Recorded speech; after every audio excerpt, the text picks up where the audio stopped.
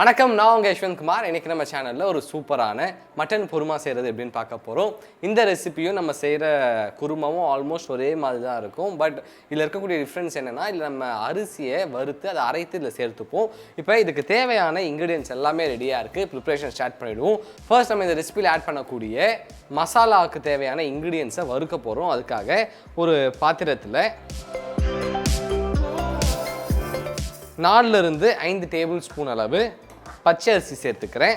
இது கூடவே 4 to 5 table spoon அளவு மிளகு மற்றும் தனியாவும் சேர்த்துக்கலாம். அடுத்து ஒரு 7 to 8 காய்ந்த மிளகாய் சேர்த்து இதை லோ ஃப்ளேமில் வச்சு இதில் இருக்கக்கூடிய மனம் வெளியே வர அளவுக்கு இதை ட்ரை ரோஸ்ட் பண்ணிக்கலாம்.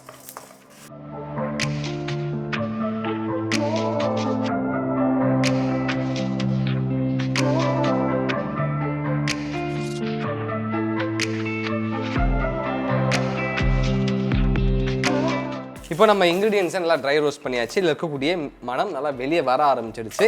இந்த நேரத்தில் நம்ம ஸ்டவ் ஆஃப் பண்ணி இதோட சூடை முழுமையாக ஆற விட்டு நல்லா ஃபைன் பவுடராக அரைச்சி எடுத்துக்கலாம். அண்ட் இதை அரைக்கும் போதே வேறு ஒரு மிக்சர் ஜாரில் 50 கிராம் அளவு தேங்காய் மற்றும் 2 டேபிள் ஸ்பூன் அளவு ஊற வைத்திருந்த கசகசாவும் சேர்த்து நல்லா ஃபைனாக அரைச்சி எடுத்துக்கலாம். நம்ம அரைக்க வேண்டிய இன்க்ரீடியன்ஸ் எல்லாம் அரைச்சி இங்கே ஒரு பவுலில் வச்சுருக்கேன். இப்போ இதை எடுத்து ஓரமாக வச்சுருவோம். அதே பாத்திரத்தில் ஒரு 7 to 8 டேபிள் ஸ்பூன் அளவு எண்ணெய் சேர்த்துக்கலாம். எண்ணெய் லேசாக சூடு ஆனதன் பிறகு இதில் ஒரு 3 to 4 இனுக்கு அளவு கருவேப்பிலை சேர்த்துக்கிறேன். இந்த மாதிரி கருவேப்பிலை நல்லா பொரிந்து இதில் இருக்கக்கூடிய மனம் வெளியே வரும்போது இதில் 1 கிலோ அளவு மட்டன் சேர்த்துக்கலாம்.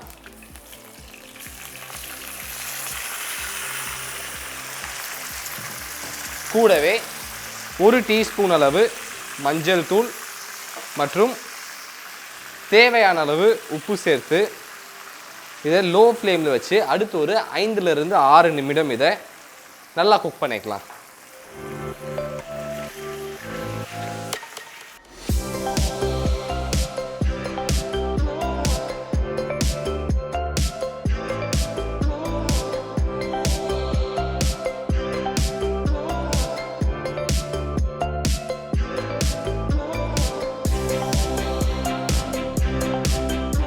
இப்போ நம்ம மட்டன் நல்லா குக் ஆகிடுச்சு. இந்த நேரத்தில் இதில் 2 வெங்காயத்தை நறுக்கி சேர்த்துக்கிறேன்.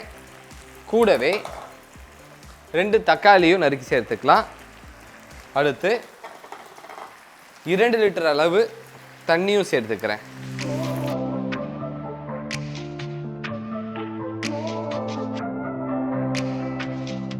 இப்போது இந்த மட்டன் அடுத்து ஒரு 30 to 35 நிமிடம் நல்லா கொதிக்கட்டும். அது வரைக்கும் நம்ம வெயிட் பண்ணுவோம்.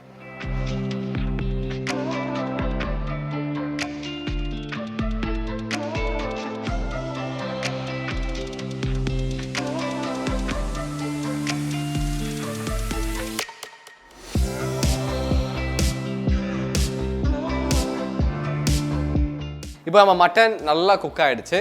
இந்த நேரத்தில் நம்ம அரைத்து வச்சிருந்த மசாலா சேர்த்துக்கலாம். ஒரு முறை இதை நல்லா கிளறி விட்டுக்கோங்க. இப்போது அடுத்து ஒரு 5 to 6 நிமிடம் இது நல்லா கொதிக்கணும். அது வரைக்கும் நம்ம வெயிட் பண்ணுவோம்.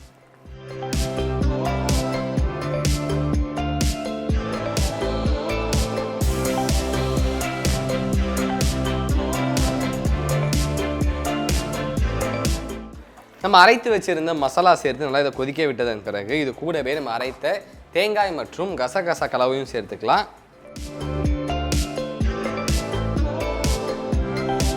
இப்போ இந்த தேங்காயும் நம்ம கிரேவியும் ஒன்னோட நல்லா கம்பைன் ஆகிற அளவுக்கு இதை ஒரு முறை நல்லா கிளறி விட்டுக்கலாம்.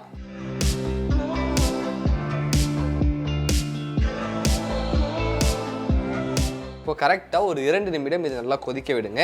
அதன் பிறகு ஸ்டவ் ஆஃப் பண்ணி இதை எடுத்து அழகாக ஒரு பவுலில் போர்ஷன் பண்ணிப்போம்.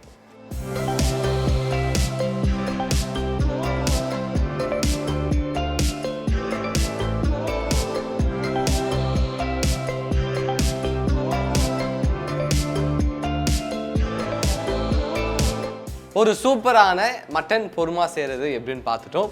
இந்த ரெசிபி உங்களுக்கு பிடிச்சிருக்கோம் நம்புறேன். நீங்கள் மறக்காமல் வீட்டில் ட்ரை பண்ணி பார்த்துட்டு உங்கள் ஃபீட்பேக்கை கீழே கமெண்ட் பண்ணுங்கள். இதே மாதிரி இன்னும் சூப்பர் ரெசிபியோட உங்களை நான் சந்திக்கிறேன். Until then, bye from Yeshwanth.